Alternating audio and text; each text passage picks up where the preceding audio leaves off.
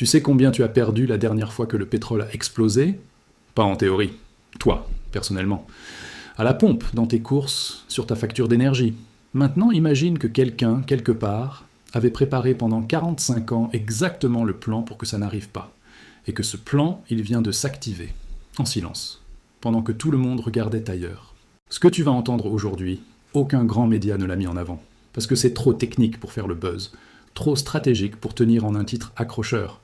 Mais pour toi, pour ton argent, pour comprendre où va réellement l'économie mondiale en ce moment, c'est probablement l'information la plus importante de l'année 2026.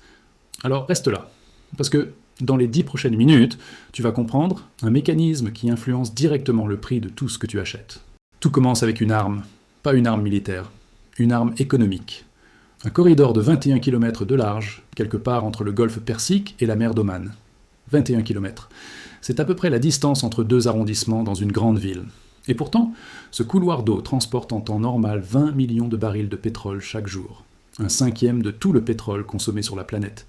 Si ce passage se ferme, même partiellement, le monde entier le ressent dans les 48 heures. À la pompe, dans les supermarchés, sur les marchés financiers. Et en février 2026, il s'est presque fermé. Suite aux frappes américaines et israéliennes sur l'Iran début 2026, l'Iran a fait ce que beaucoup d'analystes redoutèrent depuis des années. Il a serré l'étau autour du détroit d'Ormuz. Les 150 navires qui y transitaient chaque jour sont passés à 5 ou 6, une réduction de plus de 95% du trafic, quasi instantanément. Le pétrole a grimpé vers 120 $ le baril. L'essence a dépassé 4 $ le gallon aux États-Unis. Les coûts de transport industriel en Asie ont explosé. L'Europe a vu ses factures énergétiques s'envoler. Et toi, même si tu n'habites pas près d'un port ou d'un champ pétrolier, tu l'as senti quelque part, parce que l'énergie, c'est le sang de l'économie mondiale. Quand elle coûte plus cher, tout coûte plus cher. Maintenant, voilà la question que tu dois te poser. Est-ce que quelqu'un avait anticipé ça? Est-ce que quelqu'un, quelque part, avait dit « Si un jour Hormuz se ferme, qu'est-ce qu'on fait ?» La réponse, c'est oui. Et cette réponse a pris la forme de 1200 km de tuyaux d'acier enterrés sous le désert arabique. Remonte avec moi dans les années 1980. On est au cœur de la guerre Iran-Irak. Des pétroliers se font attaquer dans le Golfe. Les assurances explosent, les routes maritimes deviennent des zones de danger. Et des décideurs saoudiens, quelque part à Riyad, posent une question très simple avec des implications très complexes.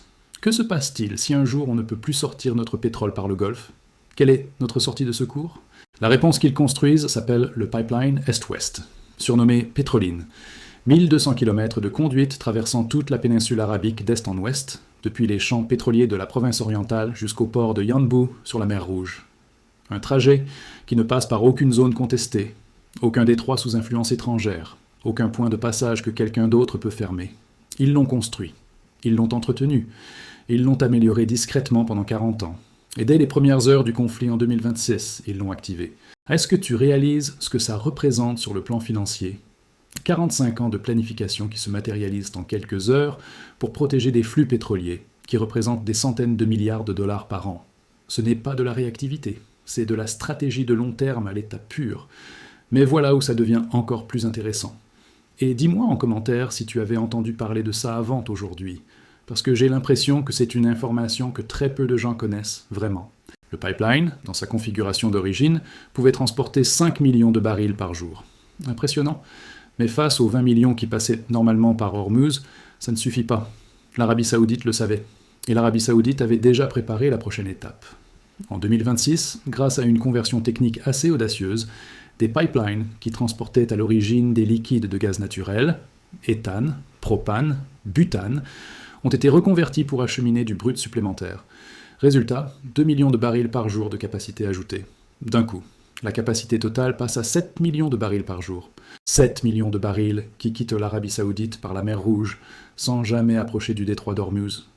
7 millions de barils que l'Iran ne peut pas bloquer avec ses patrouilleurs, que personne ne peut intercepter dans un corridor contesté. Le pipeline est déclaré à pleine capacité le 11 mars 2026, soit 11 jours après le début de la crise. 11 jours. Mets ça en perspective. Les grandes décisions économiques mondiales prennent des mois, parfois des années. Là, 11 jours pour activer et optimiser une infrastructure qui change l'équilibre énergétique d'une région entière. C'est le genre de réactivité qui ne s'improvise pas, ça se prépare. L'Iran a compris immédiatement ce que ça signifiait pour lui. Chaque baril qui sort par Yanbu, c'est un baril qui échappe à sa prise de contrôle. c'est du levier économique qui se dissout. Alors début avril, après un cessez-le-feu de 2 semaines, une station de pompage du pipeline est touchée. Le débit chute d'environ 700 000 barils par jour temporairement. C'était un message clair. On sait exactement ce que tu fais, et on sait où appuyer pour que ça fasse mal. Mais l'Arabie Saoudite avait aussi préparé cette éventualité. Des pièces de rechange prépositionnées, des équipes d'intervention prêtes. Et le 12 avril 2026, le pipeline est de retour à pleine capacité. 7 millions de barils par jour. Réparé en quelques jours après une frappe sur l'une des infrastructures les plus critiques de la planète. Ce niveau de préparation opérationnelle est proprement fascinant d'un point de vue économique et stratégique. Ce n'est pas de la chance. C'est le résultat de décennies d'investissement dans la résilience d'une infrastructure. Et ça pose une question que tout investisseur, tout observateur des marchés devrait se poser. Combien de décisions stratégiques de cette ampleur sont en train de se jouer en ce moment dans des endroits que les caméras ne filment pas? Maintenant parlons de ce que 7 millions de barils par jour représentent réellement pour l'économie mondiale. Parce que les chiffres sont importants ici. Avant la crise, Hormuz acheminait environ 20 millions de barils par jour. Le pipeline saoudien couvre 7 millions, soit environ 35% du flux original. Les Émirats arabes unis ont également un pipeline de contournement vers leur port de Fujairah, capable d'ajouter potentiellement jusqu'à 1,8 million de barils par jour. Ensemble, on approche des 9 millions de barils par jour de capacité de contournement pour le pétrole brut. C'est significatif. Mais c'est encore moins de la moitié de ce qu'Hormuz transportait normalement. Et des pays comme le Koweït ou l'Irak, eux, n'ont aucune infrastructure de contournement comparable. Le Koweït dépend entièrement d'Hormuz pour ses 2,5 millions de barils quotidiens d'exportation.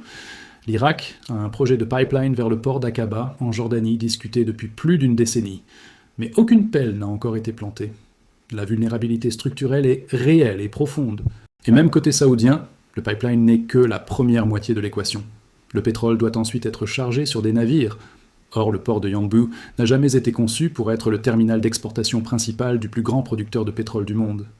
En mars 2026, il a traité environ 47 chargements de supertankers. Sa moyenne mensuelle normale ? 11 à 12. 4 fois sa capacité habituelle.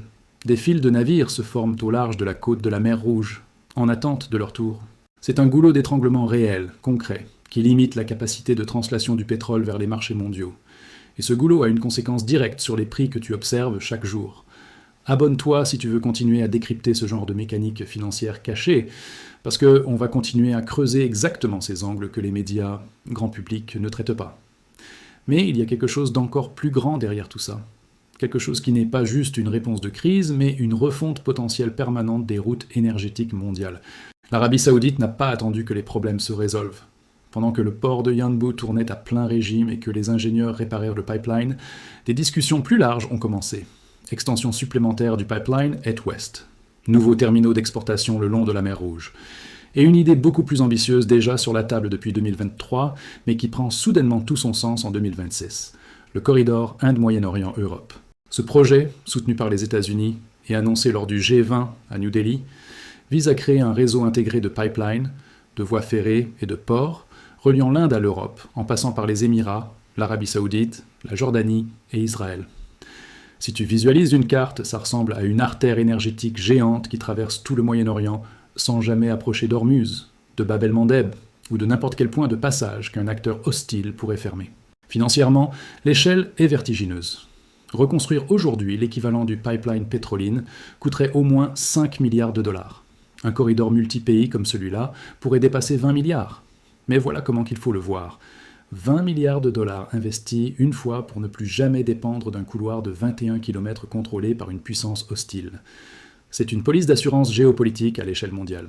Et quand tu sais que la fermeture d'Hormuz a fait grimper le pétrole de plusieurs dizaines de dollars le baril, avec des répercussions en cascade sur toute l'économie mondiale, 20 milliards commence à ressembler à une bonne affaire. Maintenant, soyons complets. Parce que si je ne te parlais que des succès, ce ne serait pas de l'analyse, ce serait de la propagande. Le pipeline ne règle pas tout. Loin de là. Le gaz naturel liquéfié, par exemple, ne peut pas se rediriger par un tuyau à travers le désert.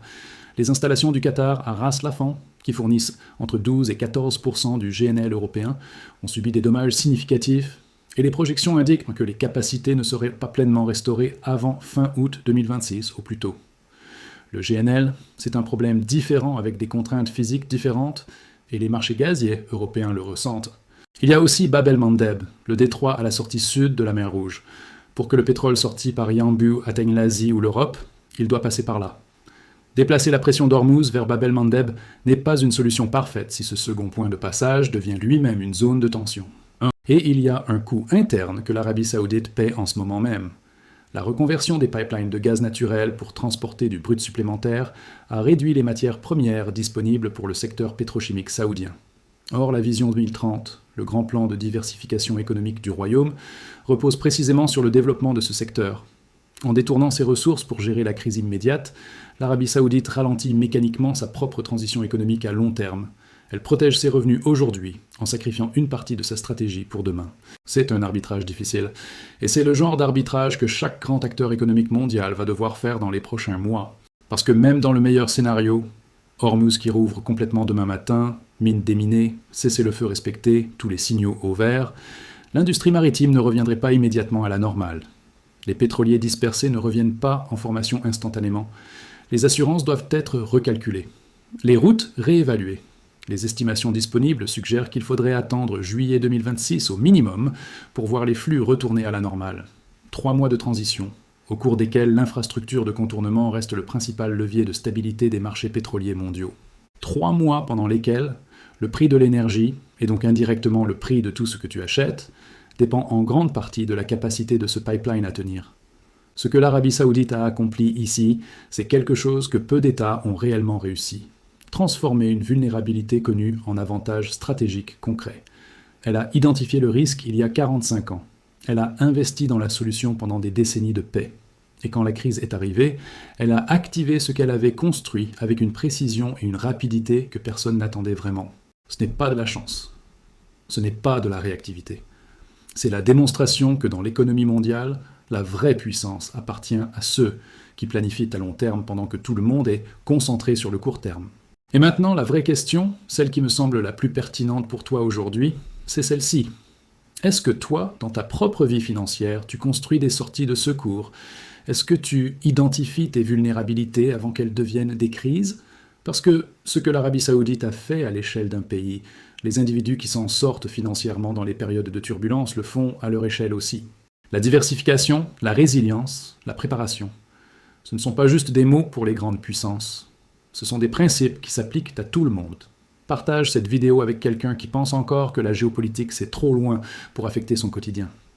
Parce que le prix à la pompe, la facture d'énergie, le coût des courses, c'est exactement ça. C'est le résultat de décisions prises dans des bureaux que les caméras ne filment pas. Et comprendre ces décisions, c'est la première étape pour ne plus en être la victime passive. Si tu veux comprendre les mécanismes financiers et géopolitiques cachés qui impactent ton argent avant que les médias n'en parlent, abonne-toi maintenant et active la cloche. On décrypte chaque semaine ce que personne d'autre ne te dit. Et dis-moi en commentaire, est-ce que tu penses que les individus peuvent vraiment se protéger financièrement face à des chocs de cette ampleur, ou est-ce qu'on est tous condamnés à subir? Je lis tous les commentaires.